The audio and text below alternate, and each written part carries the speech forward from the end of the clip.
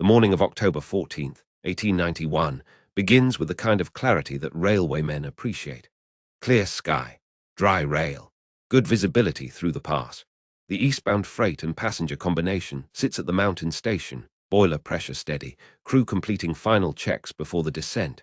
11 cars, 3 passenger coaches at the rear, 8 freight cars forward. Total weight just under 400 tons. The engineer, Thomas Holloway, has made this run 47 times. The grade ahead drops 200 feet over 3 miles. Not steep by mountain standards, but steady. The kind of descent that requires attention, not anxiety. The fireman closes the firebox door. Pressure holds at 130 pounds. Holloway tests the independent brake. The locomotive's drivers resist, then release. He tests the automatic brake, the Westinghouse system that controls the entire train through continuous air pressure in a single pipe-running car to car beneath the frames. Needle drops as air exhausts from the brake pipe. Along the train, brake shoes press against wheels. Pressure equalizes. The brakes release. The system responds exactly as built. Holloway nods to the conductor standing beside the rear coach. The conductor raises his hand. Holloway opens the throttle. Steam enters the cylinders. The drivers turn. Couplers tighten one by one from front to rear as slack pulls out of the train.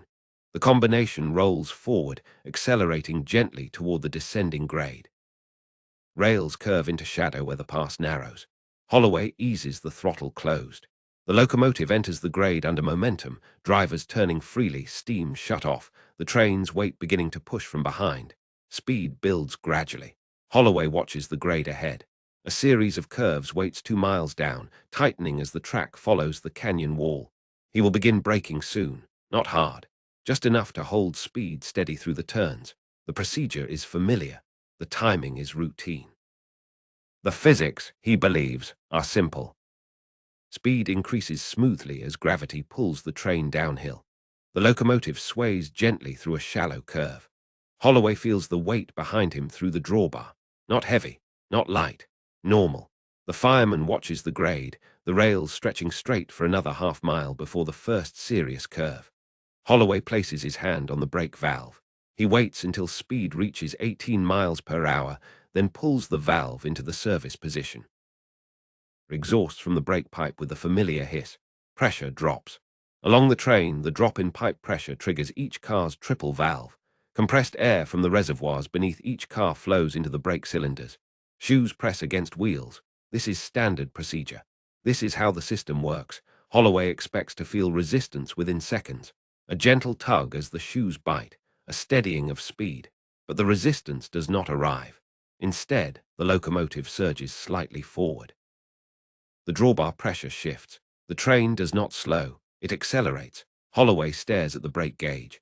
The needle shows pressure dropping correctly in the brake pipe. The system is working. Air is moving. Brakes are applying. But the train is moving faster. The rails begin to sing under increasing load. Wheel noise rises in pitch. Holloway pulls the valve further. More air exhausts. The pressure drop deepens. The brakes should bite harder. The train accelerates again. The fireman turns toward Holloway, confusion plain on his face. Holloway feels it through the floor, through the seat, through the reverser bar under his hand. The train is not resisting. It is pulling. The curves are ahead. Speed is rising. Every instinct says the brakes are applied, but every sensation says the train is being pushed. Holloway releases the brake and immediately reapplies it, hoping to reset the system. Air hisses. Pressure drops again. The surge repeats. The train accelerates harder this time. The fireman grips the side of the cab. The locomotive sways, entering a gentle curve. Speed is now above 22 miles per hour and still rising. Holloway's hands tighten on the brake valve. Nothing in 47 trips has prepared him for this. The brakes are working. The train is accelerating. Both facts are true. Both facts are impossible. The sensation is not violent, but it is wrong. Deeply, fundamentally wrong. Holloway has spent 15 years learning to read a train through his body, the sway of the cab, the pull at the drawbar, the vibration rising through the frame. Every motion tells a story. Right now, the story makes no sense. He is applying brakes. The train is accelerating. These two facts should not coexist. The fireman moves to the left side of the cab, looking back along the train. Smoke streams from the locomotive's stack, thin and pale without steam being applied. The freight cars trail in line, rocking gently as the train picks up speed. Nothing appears broken. No leaning, no dragging. The cars follow smoothly, but the speed continues to rise. Holloway releases the brake entirely. Pressure rebuilds in the brake pipe. The train continues accelerating, but now it feels normal. Gravity pulling weight downhill. Expected, understandable. The moment he reapplies the brake, the sensation changes. The train surges, not like releasing resistance, like applying force, like something is pushing from behind each time he tries to slow down. The wheel noise rises, the rails hum louder. The first serious curve is less than a mile ahead now, a sharp bend where the track swings along the canyon wall. The posted speed is 15 miles per hour. Current speed is 24 and climbing. Holloway holds the brake valve in the service position, waiting for the shoes to bite, waiting for the train to remember what resistance feels like. The fireman speaks without taking his eyes off the track. It's pulling harder every time you touch it. Holloway does not answer. He knows. He feels it. Every application of the brake produces acceleration instead of resistance. The train behaves as if the brake valve is connected to a throttle. Pull for braking gets speed. Release gets steady motion. His mind searches for explanations, a reversed connection, a crossed line, but the system has worked correctly for months. The test at the station worked correctly 20 minutes ago. Nothing has changed except the grade, the weight, the timing. The drawbar vibrates under rising load. Speed reaches 26 miles per hour. The curve is ahead. Holloway makes a decision. He slams the brake valve into emergency. Inside the third passenger coach, the acceleration is subtle at first. A woman adjusts her hat as it shifts slightly on the seat beside her. A man reaches for a newspaper sliding across the floor. The motion feels like the train is picking up speed, but descending grades do that. No one worries. Then the change becomes sharper. A piece of luggage in the overhead rack slides forward and thumps against the front wall. Conversations pause. Passengers glance at each other. The train is moving faster than it should. The sway through the curves feels harder. A conductor steadying himself in the aisle feels the shift in motion and starts moving forward through the car. Something is wrong, not catastrophically wrong, not yet, but wrong enough to notice, wrong enough to move. The wheels roar louder beneath the floor. The car rocks as it enters a curve. Outside the windows, the canyon wall slides past faster than it should. Trees blur. Rock faces sweep by. The passengers do not understand railway operations, but they understand speed, and this feels too fast.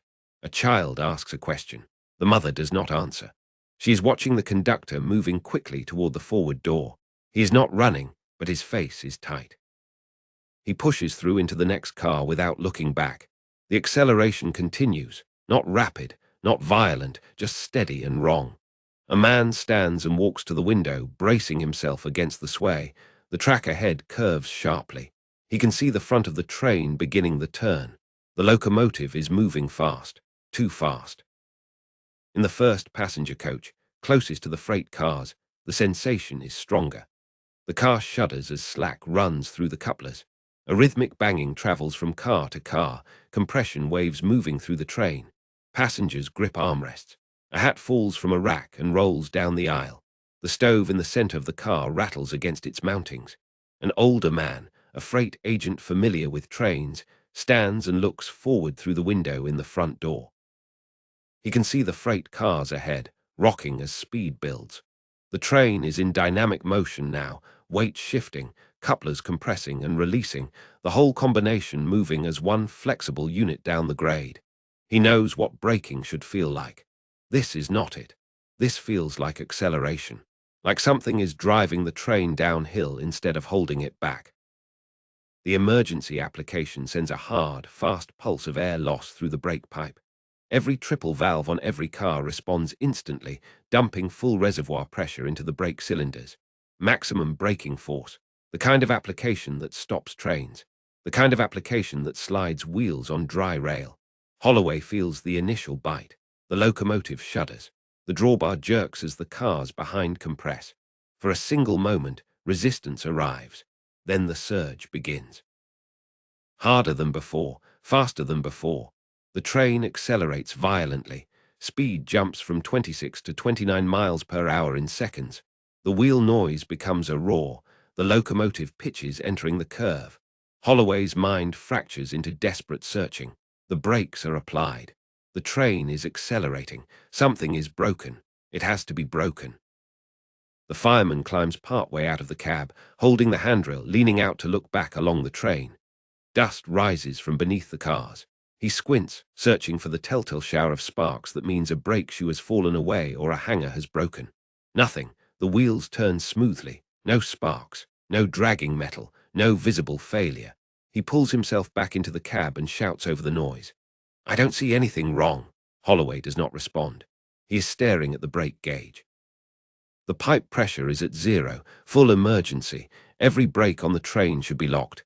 But the train is flying. The curve is 200 yards ahead.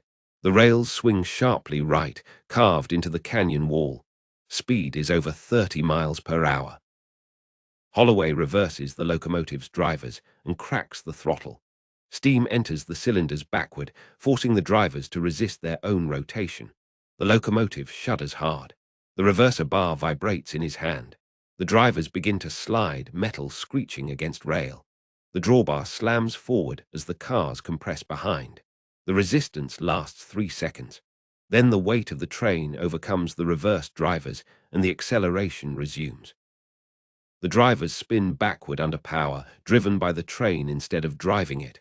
Holloway shuts the throttle. Reversing has done nothing. The brakes have done nothing. The curve is ahead. The train is not stopping. He leans out of the cab and looks back. Brake shoes are pressed against wheels. He can see them. The system is working. The brakes are applied. The train is accelerating. Both are true. The conductor reaches the second freight car and climbs the ladder to the roof. The train rocks beneath him as he moves forward across the catwalk, grabbing the brake wheel mounted at the front of the car. He throws his weight into it, spinning the wheel, tightening the hand brake on that car's wheels. The shoes bite. The wheel resists. He feels it. Then the train surges and the resistance vanishes. The car is pulled forward despite the hand brake. He leaves it set and moves to the next car. The same result. The hand brake sets. The train pulls through it. Something is fundamentally wrong with the way force is moving through the train. It is not a single failure. It is the whole system behaving backward. Inside the locomotive cab, Holloway's mind races through the schematic of the air brake system. The brake pipe runs the length of the train, coupling to coupling, car to car. Pressure in the pipe holds the brakes released.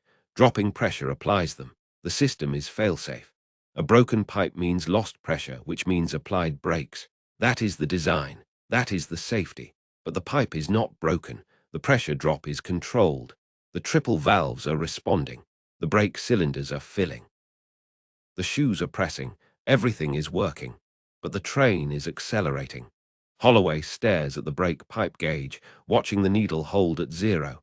Full application. Somewhere in the physics of the system, something is producing the opposite of its intended effect. The fireman shouts, "The curve!" Holloway looks up. The track ahead bends sharply, the rails vanishing around the canyon wall. Speed is 32 miles per hour. The wheels scream. The locomotive enters the curve. The frame leans. The outside rail climbs under load. Holloway braces against the side of the cab, feeling the centrifugal force press him outward. The drivers hold the rail. The locomotive stays on track, but the freight cars behind are not locomotives. They are boxes on wheels, tall and heavy, their centers of gravity high. The first freight car enters the curve, wheels shrieking, frame tilting. It holds. The second car follows. The train bends through the curve like a snake, each car following the one before. The passenger coaches at the rear enter last, swaying hard. Inside, passengers grip seats and rails. The train clears the curve. The rail straightens. Speed is 34 miles per hour and still rising. The brakes are still applied. The train is still accelerating. Holloway releases the emergency brake. Pressure begins to rebuild in the brake pipe slowly, air flowing from the locomotive's main reservoir forward through the system. As pressure rises, the triple valves shift. The brake cylinders exhaust. The shoes begin to release. And the train's acceleration eases, not stops, eases. The surge lessens. Speed still climbs, but the rate decreases. Holloway watches, his mind beginning to see the pattern. Applying brakes makes it worse. Releasing brakes makes it better. The opposite of logic, the opposite of design, but consistent, repeatable. He tries a partial application, a gentle service reduction. The train surges again. He releases. The surge stops. The relationship is undeniable. The brakes are causing acceleration. But how? How can pressing shoes against wheels make a train go faster downhill? Holloway's mind works through the mechanical chain. The brake pipe pressure drops. The triple valves respond. Air flows from the reservoirs into the cylinders. Shoes press wheels, but the process is not instantaneous. It takes time for pressure to propagate along the brake pipe. Seconds. The train is 11 cars long, over 700 feet from locomotive to rear coupler. Air moves at the speed of sound, but the pressure drop travels as a wave, not an instant change. The front cars receive the signal first. The rear cars receive it last. Timing, delay, and in that delay, something is happening. When the front cars brake first, they slow. But the rear cars are still being pulled by gravity, still moving at full speed. The couplers between compress. The train closes up like an accordion. Weight transfers forward. The rear cars push the front cars. And on a downgrade, that push is downhill. The braking cars are being shoved forward by the cars behind them that have not yet braked. By the time the rear brakes apply, the front cars have already been accelerated by the compression. The system fights itself. The timing delay creates a wave of compression that moves forward through the train, and on a grade, compression means acceleration. The brakes apply. The train compresses. The compression pushes downhill. Speed increases. The engineering truth assembles itself in Holloway's mind not as a single revelation, but as a series of connected facts that form an unavoidable conclusion. Fact: air pressure propagates through the brake pipe at finite speed. Fact: the train is 700 feet long. Fact: the delay between front and rear brake application is approximately 2 to 3 seconds. Fact: during those seconds, the rear of the train continues at higher speed while the front attempts to slow. Fact: this creates coupler compression. Fact: on a downgrade, coupler compression creates downhill force. Fact: the downhill force exceeds the braking force during the initial phase of application. Conclusion: applying brakes on a long, heavy train descending a grade produces temporary acceleration instead of deceleration. The brakes work. The train accelerates. Both are true because timing matters more than force. Holloway understands now, but understanding does not stop the train. Speed is 36 miles per hour. Another curve waits ahead, tighter than the last. He cannot brake. Braking makes it worse. He cannot reverse. The train's weight overpowers the drivers. He cannot do nothing. The train will derail on the next curve. The only option is to let the brakes release fully, let the train stabilize, and then attempt a slow, gradual application that might prevent the compression surge. But there is no time for gradual. The curve is close. Holloway makes a decision born of desperation and physics. He releases the brakes entirely and opens the throttle, not to add speed, to add tension. Steam enters the cylinders. The drivers pull. The locomotive accelerates, pulling the train instead of being pushed by it. The couplers stretch. Slack runs out from front to rear. The train becomes taut, each car pulled by the one in front instead of compressed by the one behind. Speed increases to 38 miles per hour, but the dynamic changes. The locomotive is controlling the motion now, not the weight. Holloway holds the throttle open for 5 seconds, stretching the train, then closes it and immediately applies a light, steady brake application. The pressure drops gently. The front brakes apply first, but now the rear cars are pulling against stretched couplers instead of compressing against slack.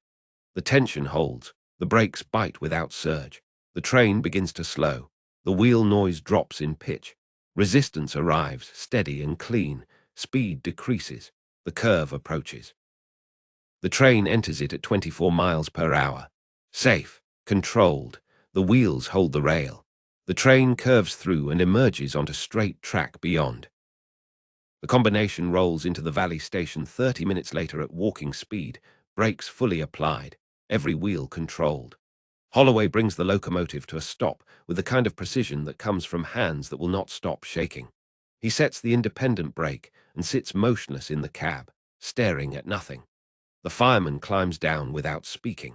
The conductor approaches from the rear of the train, his face pale, his uniform dusty from climbing across car roofs. He looks up at Holloway. What happened? Holloway does not have an answer that fits into words yet. The brakes worked.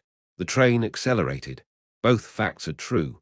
The explanation lies in timing, in pressure waves, in the space between intention and effect. The railway investigates. Engineers examine the brake system and find no faults. The pipe is intact. The triple valves function correctly. The shoes are properly adjusted. Every component works as designed. But the design, they realize, does not account for propagation delay in long trains on heavy grades. The system assumes braking is instantaneous. It is not. The delay is small, but on a descending grade with sufficient weight, small delays create large forces. The compression surge during brake application can temporarily exceed braking force. The train accelerates because it is braking. The phenomenon is repeatable under specific conditions: long trains, heavy loads, steep grades, and sudden brake applications. The solution is not mechanical. It is procedural. Brake gently. Brake early. Stretch the train before braking to remove slack. Control timing as carefully as pressure. Holloway returns to service 3 weeks later. He makes the same run, the same descent, with the same locomotive. This time he brakes differently. Early. Gently. He stretches the couplers with a touch of throttle before each application. The train behaves. Speed holds steady. The curves pass without incident. But he never forgets the sensation of pulling a brake valve and feeling the train surge forward. He never forgets the moment when his understanding of control inverted. Braking systems are designed to stop trains, but systems are not simple machines. They are chains of events, waves of pressure, propagations of force across distance and time. And in certain conditions, under certain loads, doing the right thing produces the wrong result until you understand that timing is physics, and physics does not care about intention. The train accelerated when the brakes were applied because the brakes were applied. The system worked as built. The built system was not enough. Railway sends investigators to interview Holloway in the weeks following the incident. They arrive with notebooks and skepticism, men who have spent careers understanding braking systems, men who do not easily accept that established procedures can fail. Holloway sits across from them in the division office and describes the sensation of applying brakes and feeling acceleration. The lead investigator, a man named Warren, who designed brake schedules for mountain divisions, listens without expression. When Holloway finishes, Warren asks him to repeat the sequence: the brake application, the surge, the timing. Holloway does. Warren makes notes. Then he asks a question that changes the nature of the investigation. How long was the train? 700 feet. How heavy? 400 tons. How steep was the grade? 2% sustained. Warren closes his notebook. We need to reproduce this. They assemble a test train 2 weeks later. 12 freight cars, fully loaded. Total weight 420 tons. They choose a grade outside Pittsburgh, a long descending run used for testing. Holloway is asked to operate the locomotive. Warren rides in the cab with instruments. Pressure gauges tapped into the brake pipe at multiple points along the train, stopwatches, pencils, paper. The train begins its descent. Speed builds to 20 miles per hour. Warren nods. Holloway applies the brake. Pressure gauge in the cab drops immediately. Warren watches the other gauges, connected by long rubber hoses to test points on the fourth car, the eighth car, the last car. The fourth car gauge drops 1 second later. The eighth car drops 2 seconds after that. The last car drops 3 seconds after the initial application. And during those 3 seconds, the train surges forward. Warren feels it. The other investigators feel it. The instruments confirm it. Brake pipe pressure drops sequentially. Train speed increases during application. The phenomenon is real. Warren conducts 15 test runs over 2 days, varying speed, grade, and application rate. The results form a pattern. Gentle applications produce minimal surge. Hard applications produce violent surge. Long trains surge more than short trains. Heavy trains surge more than light trains. Steep grades amplify the effect. The mathematics begin to emerge. The delay in pressure propagation creates a window during which the rear of the train pushes the front. On a grade, pushing means accelerating downhill. The surge lasts only as long as the delay, typically 2 to 4 seconds, but in those seconds the train can gain significant speed. If the engineer panics and applies more braking, the surge repeats, each cycle adding speed.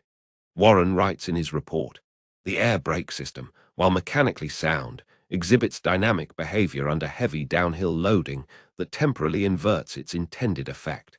The system does not fail. The system behaves according to physical principles, not accounted for in standard operating procedures." The findings reached the Westinghouse Air Brake Company 6 weeks after the incident. George Westinghouse himself reads the report. He is not surprised. He is troubled. The air brake system revolutionized railway safety when it was introduced 15 years earlier, replacing manual brakes that required brakemen to run across rooftops, tightening hand wheels car by car. The automatic system was faster, safer, more reliable. But Westinghouse knew from the beginning that air moves at finite speed, that long trains would experience propagation delay, that timing would matter. What he did not fully anticipate was how delay and grade and weight would combine to produce acceleration during braking. The physics were always there. The conditions to reveal them were rare enough that the phenomenon went largely unnoticed, until Holloway's train.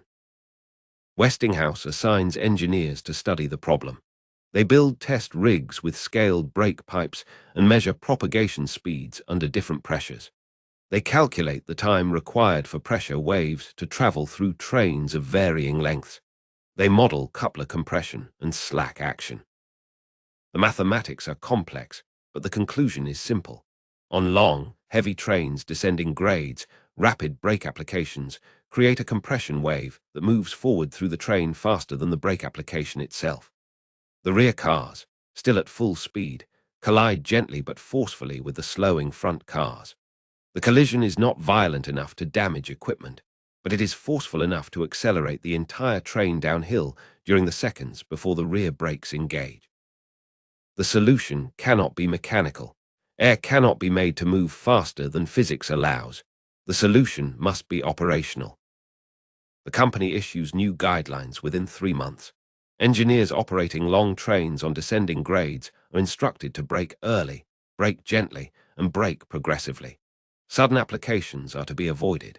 If speed begins to increase despite braking, engineers are instructed to release the brakes, apply throttle to stretch the train and remove slack, then reapply brakes gently with the couplers under tension. The procedures are tested on mountain divisions across the country. They work.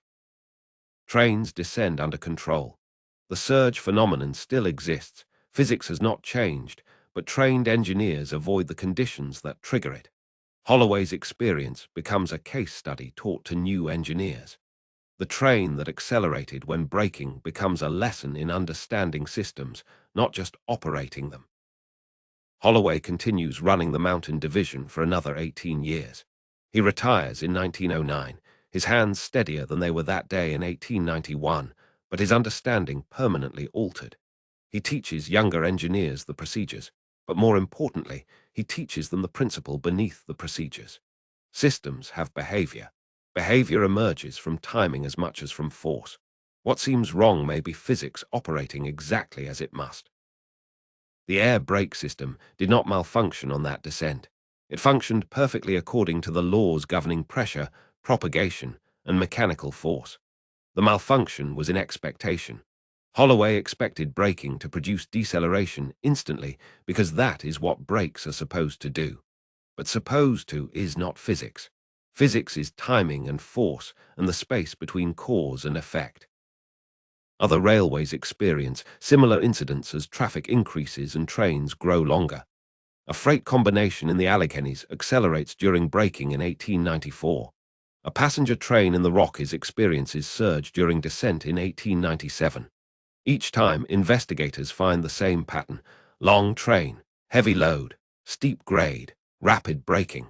Each time the solution is the same: change the procedure, brake earlier, brake softer.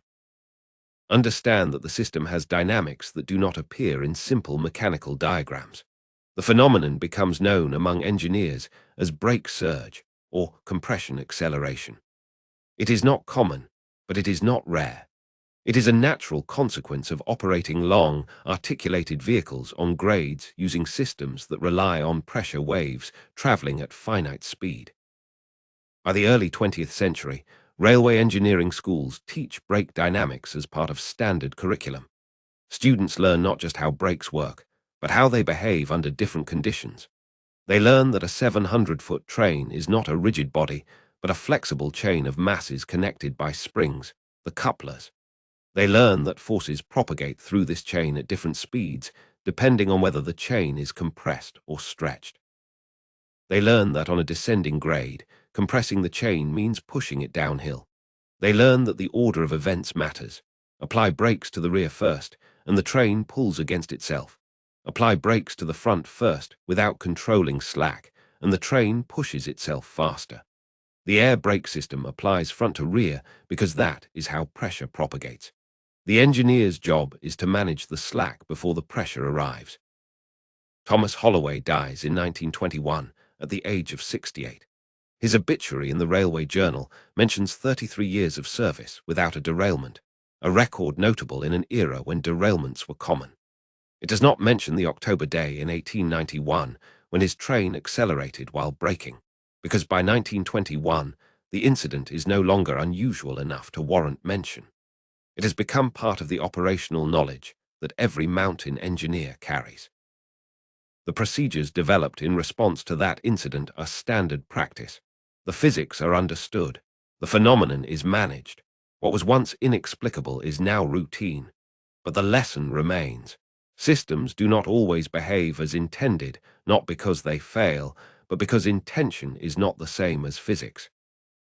Modern air brake systems address propagation delay through graduated release valves, distributed reservoirs, and electronically controlled pneumatic systems that apply brakes simultaneously along the entire train length rather than sequentially. The compression surge phenomenon still exists in theory, but modern systems avoid the conditions that trigger it. Trains are shorter relative to their braking power. Grades are gentler or equipped with additional safety systems. Engineers are trained in dynamics, not just mechanics. The gap between applying a brake and feeling resistance has narrowed from seconds to fractions of seconds. But it has not disappeared. It cannot disappear. Air still moves at finite speed. Pressure still propagates as a wave. Long vehicles still flex and compress. Physics still operates according to timing. The historical record preserves Holloway's incident in technical papers and engineering case studies, a footnote in the development of railway braking systems. But its significance extends beyond railways. It is a reminder that complex systems exhibit emergent behavior, that the interaction of simple components under specific conditions can produce outcomes that seem to contradict the purpose of the system itself. The air brake was designed to stop trains. Under certain conditions, it accelerated them. Both statements are true. The system worked as built, and the built system was incomplete. Not because the designers were careless, but because complexity reveals itself only under the conditions that invoke it. Holloway pulled a brake valve expecting deceleration and received acceleration. The valve worked perfectly. His expectation was incomplete. In the archives of the Railway Historical Society, there is a photograph of Thomas Holloway taken late in his career, standing beside a locomotive, his face weathered, his posture straight. He looks like a man who has spent a lifetime managing powerful machines, understanding their capabilities and their limits. But if you know the story, you can see something else in his expression. A wariness, a respect that goes deeper than familiarity. He learned on an October morning that control is not absolute, that systems have behaviors that emerge only when tested, that doing the right thing can produce the wrong result if you do not understand the right thing deeply enough. He pulled the brake. The train accelerated. The lesson was not that brakes fail. The lesson was that systems succeed in ways we do not always expect, and understanding requires more than knowing what each component does. It requires knowing what they do together, under load, across time, when physics has its say.